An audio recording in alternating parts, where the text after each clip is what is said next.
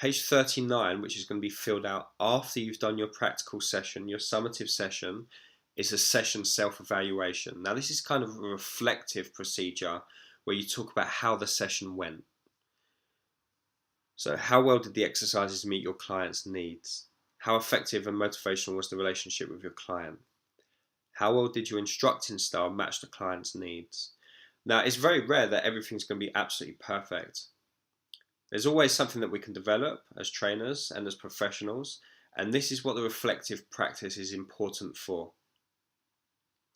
How would you adapt the exercises to progress or regress according to your client's needs?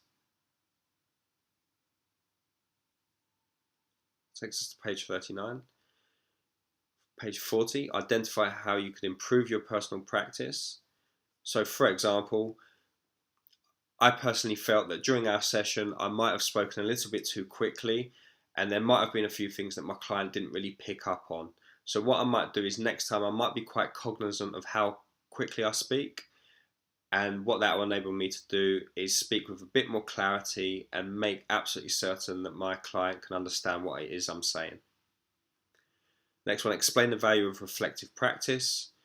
Next, describe how you would change your instructional style and incorporate the principles of behaviour management for group inductions. Again, result, pass or refer, and the assessor will provide feedback on that sheet that you're going to have to fill out after you've done your summative assessment. That takes us to page 41, which is anatomy and physiology for exercise, and it's Annex 1, bones, joints and muscles. So this is really important and a handy piece of information here, just to give you the technical names of the skeleton, appendicular skeleton, axial skeleton, the joints and the major muscles for level 2. Now what I would do is maybe just have a look at all of these for level 2, and you need to understand and know what all of these are at level 2. I'd put a tick next to the ones that you do understand, and I'll maybe put a question marks next to the ones that you don't quite understand, and focus your attention on those until you understand it.